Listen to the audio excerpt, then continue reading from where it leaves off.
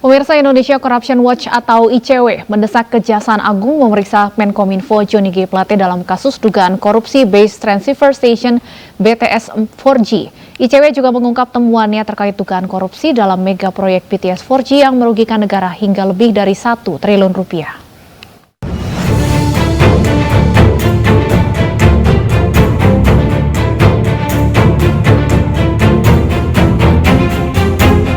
Data-data itu sudah ada di kantong kawan-kawan peneliti ICW ya? Ya, kalau nama-nama tentu sudah ada, cuma sejauh mana keterlibatan ini yang kita belum bisa pastikan ya.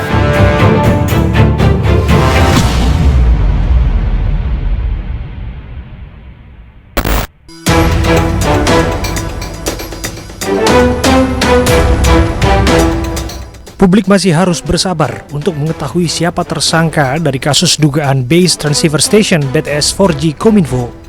Mega proyek 10 triliun diawali cita-cita memberikan akses jaringan kepada masyarakat di lingkup terluar, tertinggal, dan terpencil sebagai solusi di masa pandemi COVID-19 ketika segala aktivitas dilakukan secara daring. Nyatanya, bau amis dugaan korupsi terendus hingga merugikan negara, bahkan lebih dari 1 triliun rupiah. Dari hasil investigasi Kejaksaan Agung, banyak ditemukan BTS yang tidak berfungsi, markup atau anggaran yang dilebih-lebihkan, hingga proses pekerjaan yang mangkrak. Indonesian Corruption Watch alias ICW menyatakan temuan terkait kasus dugaan korupsi BTS 4G di lingkup Kominfo. ICW menduga ada keterlambatan pembayaran terhadap subkontraktor oleh Bakti Kominfo.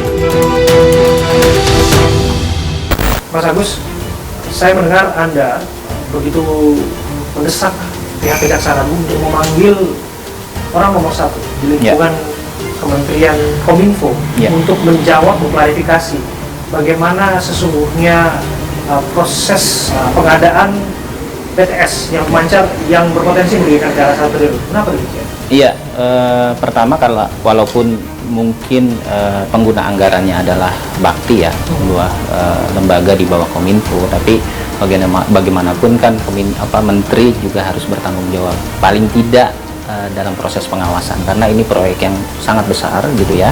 Fase pertama ini sudah kami temukan ada beberapa indikasi pelanggaran, bahkan keterlambatan ya. Rencana akan selesai 2022 April, tapi molor sampai September. Dan dalam prakteknya Kejaksaan Agung menemukan adanya indikasi kerugian negara. Ada beberapa persoalan, mulai dari keterlambatan, kualitas dari BTS-nya yang sampai saat ini beberapa banyak yang tidak operasional, dan tidak operasional itu juga karena salah satunya beberapa subkontraktor itu yang kami dapat laporannya itu belum dibayar gitu. Oh ya? Akhirnya mereka melakukan penyegelan terhadap BTS-nya gitu.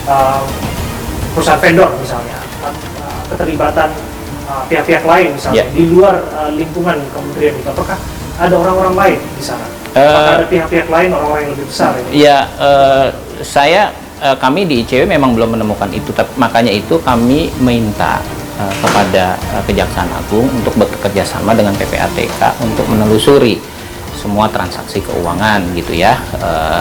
Mungkin juga melihat bagaimana proses pada saat awal pembayaran, karena beberapa kan yang kami dapat informasinya juga, misalnya berita acara serah terimanya itu belum diberikan, atau sudah diberikan tapi uangnya sudah ada tapi berita acaranya belum gitu. Jadi masih banyak persoalan, menurut saya ini yang memang harus diklarifikasi lebih jauh gitu ya. Oke, soal potensi markup itu, apakah itu mungkin saja terjadi? Ya, selalu saja potensi itu akan terjadi, tapi menurut saya itu adalah kewenangan dari Kejaksaan Agung yang harus dipercepat oleh Kejaksaan Agung sekarang ini. Ya, dalam 1-2 minggu ini menurut saya harus ada pengungkapan siapa sebenarnya tersangka, siapa yang bertanggung jawab terhadap kasus ini gitu. Apakah aliran itu masuk partai politik? Tidak bisa saya sebutkan dulu. Oke, ada hal yang kita maklumi itu tidak bisa disebutkan karena pendalaman informasi itu dan klarifikasi penting untuk dilakukan, apalagi validasi itu adalah yang terutama sebelum informasi itu dikeluarkan. Tapi bahwasanya nama-nama itu sudah di tangan ICW, laporan itu sudah masuk, dan data-data itu sudah ada di kantong kawan-kawan peneliti ICW ya? Ya, kalau nama-nama tentu sudah ada, cuma sejauh mana keterlibatan ini yang kita belum bisa pastikan ya, karena lagi-lagi kan perannya soal itu menurut saya ada di wilayah, ada ranahnya di penegak hukum gitu ya.